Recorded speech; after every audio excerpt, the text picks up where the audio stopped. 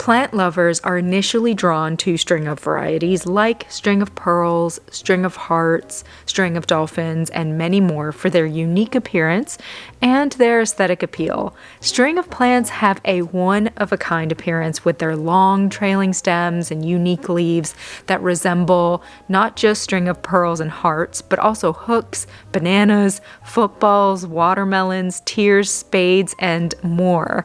Its distinct look sets it apart from many other houseplants, making it a captivating and eye-catching addition to any space. However, it's their low maintenance needs and versatility that have plant lovers calling these plants tried and true favorites.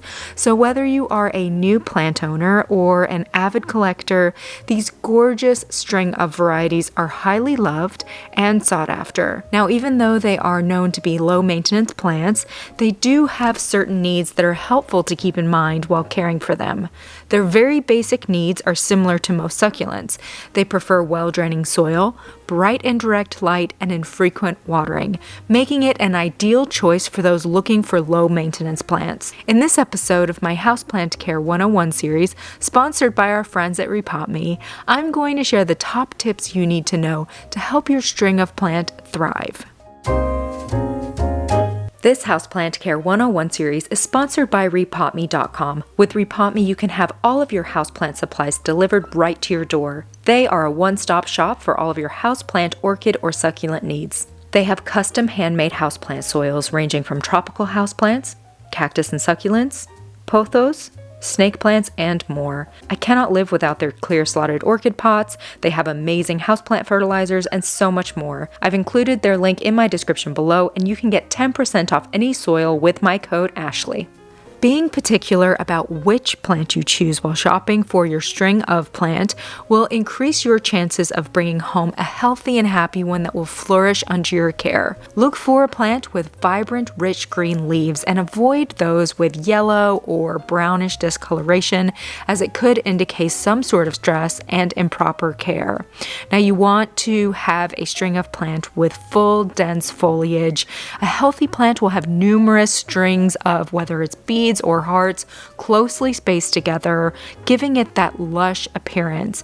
Also, always inspect your plant for any signs of pests, such as webs, insects, discolored spots on the leaves.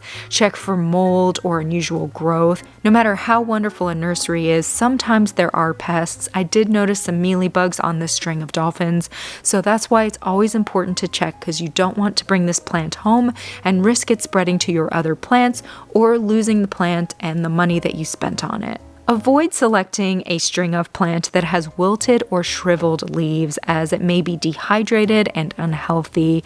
And if possible, I always like to gently lift the plant from its container to check out the roots and inspect them. Healthy roots should be light colored and firm, not mushy or brown. Signs of new growth are always great, such as fresh beads or stems emerging from the soil. This indicates the plant is actively growing, adapting to its new environment, and generally healthy. And lastly, always consider the size of the plant. Sometimes it's worth paying a little more money for an established plant that has a nice root system. The smaller plants may need more time to grow and establish themselves. When you bring your plant home, you are going to want to pick out the perfect place for it, and string of plants require bright, indirect light to grow properly. If the plant is not getting enough light, it may respond by producing smaller leaves. So move your plant to a brighter location with indirect sunlight, but avoid placing it in direct sunlight, as this can lead to leaf burn. Unlike many houseplants that require consistent, regular watering, string of plants need to be treated as a succulent when it comes to watering. They have specialized water-storing tissues in their leaves and stems, allowing them to survive periods of drought. This adaptation makes it more drought-tolerant compared to many other houseplants, so once the soil is dry, give your plant a good watering. If you're using the correct soil, you will not be at risk of causing root rot. During the growing months, this plant will need more regular waterings and less during the colder winter months. Now, if you're not sure if your plant needs to be watered, keep an eye on the leaves.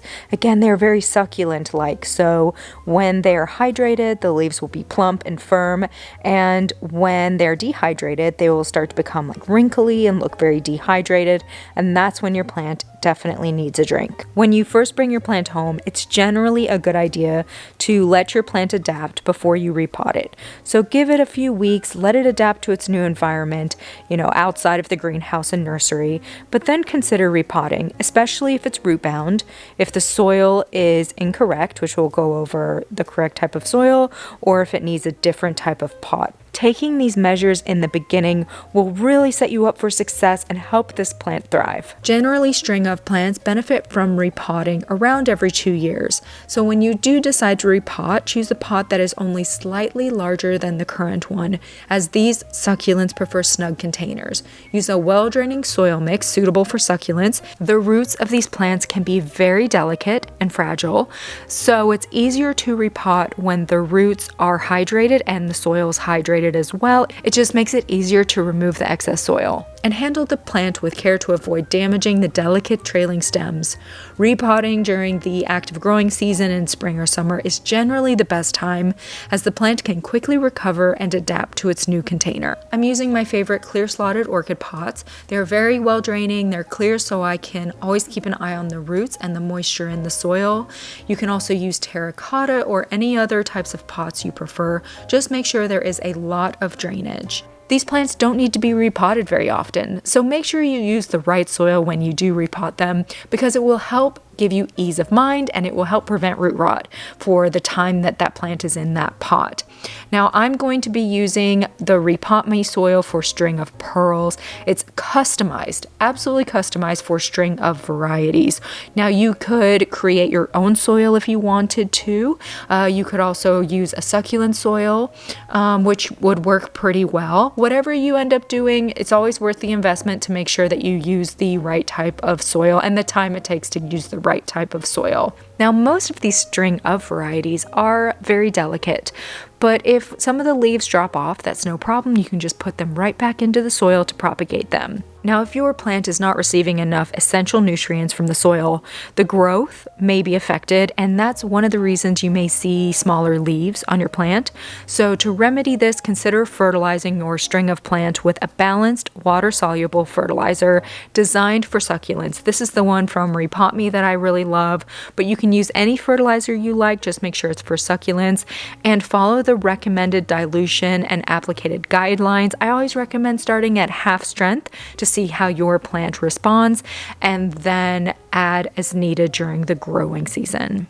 So those are the tips that you need to take care of your string of plants.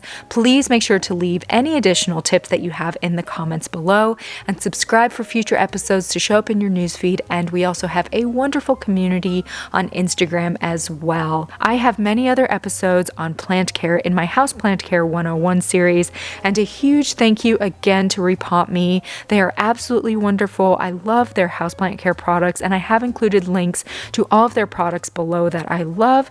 And don't forget to use code Ashley to get 10% off any of their custom-made houseplant soil. All right, I hope you all have a wonderful rest of the day. You will definitely be seeing me soon. Bye.